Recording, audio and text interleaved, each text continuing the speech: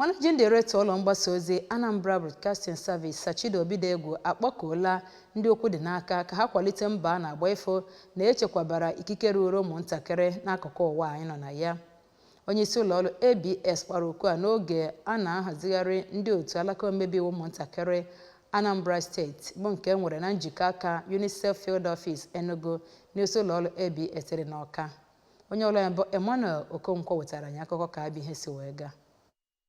Ya bụ ihe mmemme nke Anambra State Children's Parliament bụ nnọọ nke ndị UNICEF Field Office Enugu bụ ndị kwadoro ya ma chịkọba ya iji wee merube ihe mmemme nke ụmụntakịrị na mba ụwa niile nke afọ a, nke isiokwu ya gbadoro ụkwụ n'inye ụmụntakịrị nkwado na nchekwa zuru oke. Sachido, onye kwara alịlị banyere otu esi emegbu ọtụtụ ụmụntakịrị na mpaghara Nigeria, kpọkuru ndị eji okwu ha agba izu ya nakwazi ndị omebe iwu ka ha bụ nnọọ ndị ga-agbanyesi ike iwepụta iwu ga-akwalite nchekwa ụmụntakịrị ma gbanyesie ike hụ na abagide ya bụ iwu iji wee chekwaa ụmụntakịrị pụọ n'ihe ọghọm dị iche iche nke na-echere ha aka mgba. N'okwu nke ya, onye ji ọkwa direktọ nke programs n'ụlọ ọrụ mgbasa ozi ABS bụ Oliakụ Nneka Ekwunife kenere nnọọ ndị otu UNICEF maka mbọ dị iche iche ha na-agba ịhụ na ọ dịrị ụmụntakịrị na mba ụwa gbaa gburugburu mma ma kpọkue mmadụ niile ka ha tinye aka n'ịhụ na enyere ụmụntakịrị ezi nkwado nakwazi nchekwa zuru oke. Dịka ọ na-ekwu okwu,